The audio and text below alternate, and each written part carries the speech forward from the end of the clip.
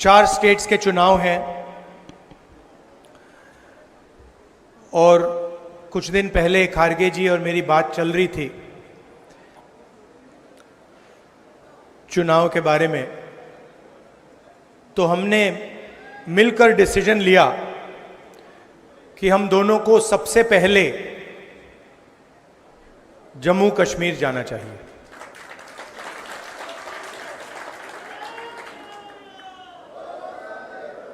चुनाव के कारण, सिर्फ चुनाव के कारण नहीं, मगर क्योंकि हम जम्मू कश्मीर के लोगों को और देश के लोगों को एक मैसेज देना चाहते हैं।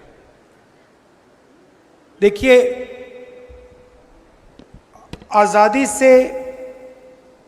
आजादी के बाद पहली बार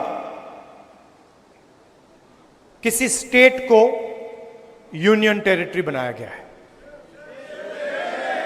मतलब हिंदुस्तान में स्टेट्स को डिवाइड कर दिया गया। उत्तराखंड बना, झारखंड बना, तेलंगाना बना, यूनियन टेरिटरीज को स्टेट में बदल दिया, मगर कभी भी स्टेट से यूनियन टेरिटरी नहीं बनी। मतलब हिंदुस्तान की हिस्ट्री में रिप्रेजेंटेशन का बढ़ावा ही हुआ है, ज्यादा रिप्रेजेंटेशन दिया गया है। झारखंड के लोगों को रिप्रेजेंटेशन दिया गया, तेलंगाना के लोगों को रिप्रेजेंटेशन दिया गया, मगर एक ही उदाहरण है जहां लोगों से रिप्रेजेंटेशन छीना गया, वो है जम्मू कश्मीर। हिस्ट्री में यह पहली बार हुआ है और इसका नतीजा आपने देखा है।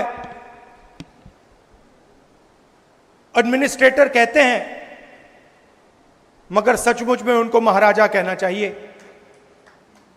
एम्परर कहना चाहिए, किंग कहना चाहिए। और पूरा का पूरा जो फायदा हो रहा है वो जम्मू के लोगों का नहीं हो रहा है, कश्मीर के लोगों का नहीं हो रहा है, बाहर के लोगों का हो रहा है।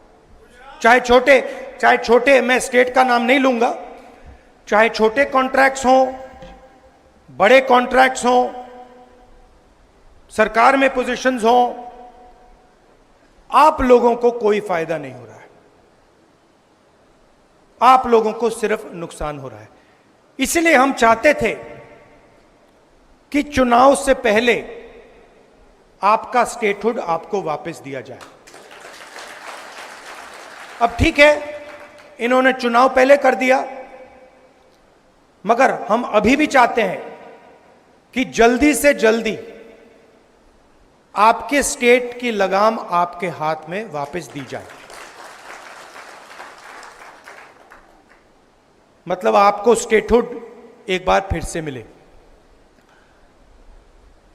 आपके बीच में, मेरे बीच में आप रिश्ता जानते हो, ये राजनीतिक रिश्ता नहीं है। जैसे मैंने कहा, मोहब्बत का रिश्ता है, पारिवारिक रिश्ता है। मेरा परिवार आपके स्टेट से ही आता है। तो आपको यह सोच के चलना है कि दिल्ली में आपका सिपाही मैं हूं। जो भी आप चाहेंगे, जो भी आप चाहेंगे, मेरे दरवाजे आपके लिए खुले हैं। आपको सिर्फ ऑर्डर देना है और मैं यहां हाजिर हो जाऊंगा।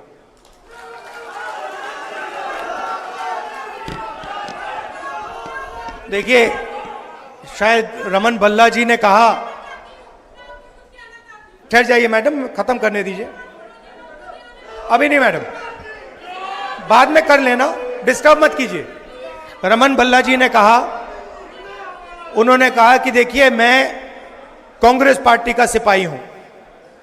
रमन भल्ला जी, आप सिपाही नहीं हैं, आप कांग्रेस पार्टी के जनरल हैं। और आप जैसे अलग अलग जनरल खड़े हुए हैं यहां पे। सिपाही तो ये है, कार्यकर्ता। और मैं चाहता हूं कि जनरल की भी रिस्पेक्ट हो और सिपाही की भी रिस्पेक्ट हो।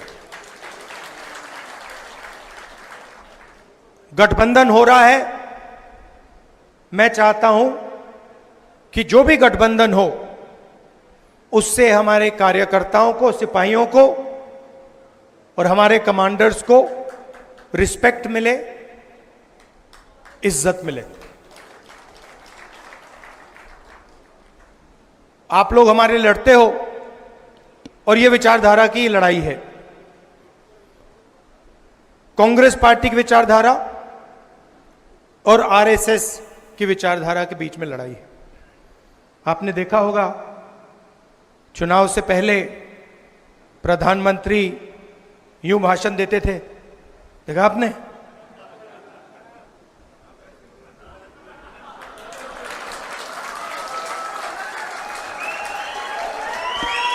मैं आपको बता रहा हूं, आप गलत फहमी में मत हो।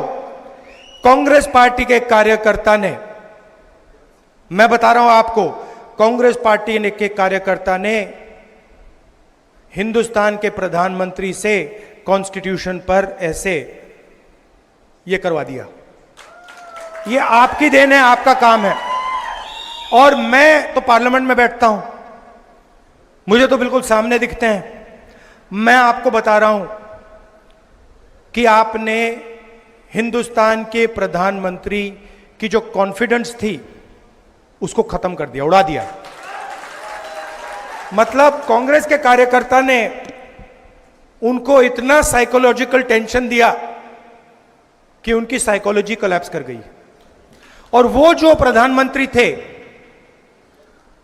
सच्चाई है पूरा देश देख पा रहा है, जो चुनाव से पहले प्रधानमंत्री थे, जिनका डायरेक्ट कनेक्शन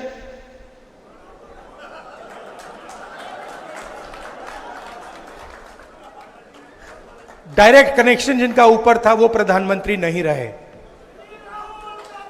और ये आप लोगों का काम है। क्यों?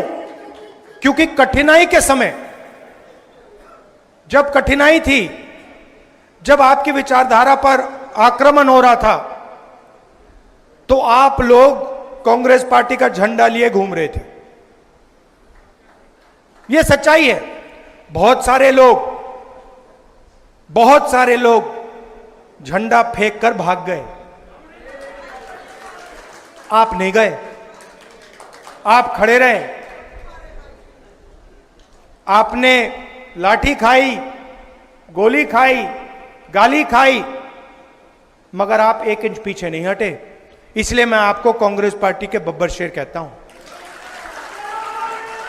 और मैं चाहता हूं कि ठीक है, चुनाव में टिकट बांटे जाते हैं, बड़े बड़े नेताओं को टिकट बांटे जाते हैं, मगर मैं ये भी चाहता हूं कि हमारे कार्यकर्ताओं को भी एमएलए बनने का मौका मिले। तो कर्रा साहब, वेणुगोपाल जी, मीर साहब, मैं आपसे कहना चाहता हूं कि मैं उदाहरण देखना चाहता हूं जहां जमीनी कार्यकर्ताओं को एमएलए का टिकट दिया गया और वो विधानसभा तक पहुंचा।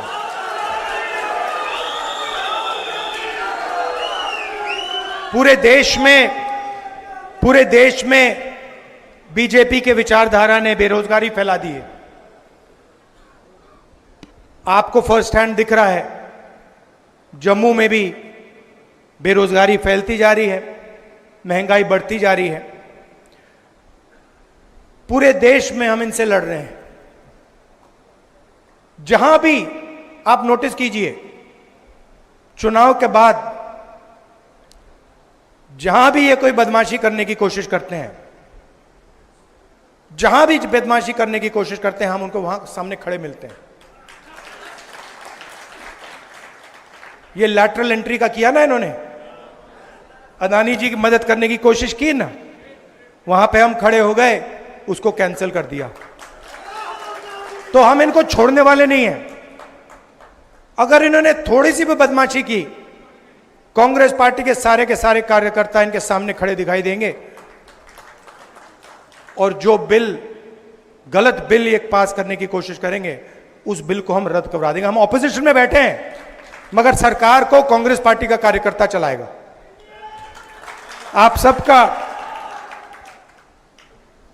अच्छा देखिए, एक और लड़ाई है, जम्मू का कल्चर है, जम्मू की हिस्ट्री है। यहां माता वैष्णो देवी की ये जमीन है। आपका जीने का तरीका है, आपका सोचने का तरीका है, वो अलग है। जम्मू का अलग है, केरल का अलग है, कर्नाटक का अलग है, उत्तर प्रदेश का अलग है। हम चाहते हैं कि हर जगह का कल्चर, उनकी हिस्ट्री, उनकी भाषा, इन चीजों की रक्षा हो। हम चाहते हैं कि आपकी आवाज आपकी सरकार में हो, और जो आप चाहते हैं जम्मू कश्मीर के लिए, जो आप चाहते हैं, जो आपके दिल में है, वो हो। अब बीजेपी की दूसरी सोच है, वो पूरे देश को नागपुर से चलाना चाहते हैं। वो सोचते हैं कि रिमोट कंट्रोल से पूरा देश चले, चाहे जम्मू कश्मीर हो, चाहे महाराष्ट्र हो। भैया, ये जो आप शिकायत दे रहे हो ना कि बाहर के लोग पूरा का पूरा फायदा उठा रहे हैं, आप महाराष्ट्र जाइए, वहां पूछिए, वो भी आपको यही कहेंगे कि भैया महाराष्ट्र में भी बाहर के लोग फायदा उठा रहे हैं। तो ये सिर्फ आपके यहां नहीं हो रहा है, ये इनकी सोच है, सेंट्रलाइज करने की सोच है। हमारी सोच डिसेंट्रलाइज करने की है। हम चाहते हैं कि पंचायती राज हो, मनरेगा हो, पंचायतों में आपके डिसीजन लिए जाएं, विधानसभा में आपके डिसीजन लिए जाएं, लोकसभा में आपकी आवाज पहुंचे। कभी कभी हमारी पार्टी में प्रॉब्लम हो जाती है, मैं खुल के बोल रहा हूं, कभी कभी कॉन्ट्रडिक्शन हो जाता है। कोई हमारा आदमी कहता है नहीं भाई मैं तो महाराष्ट्र की बात करूंगा, और पार्टी में टेंशन होती है, हम कहते हैं नहीं तुम बोलो, तुम्हें करना है, तुम खुल के बोलो, तुम्हें अपना मुद्दा उठाना है, हम मैनेज करेंगे। तो हम किसी की आवाज दबाने की कोशिश नहीं करते, और मीडिया में हमारा नुकसान भी होता है।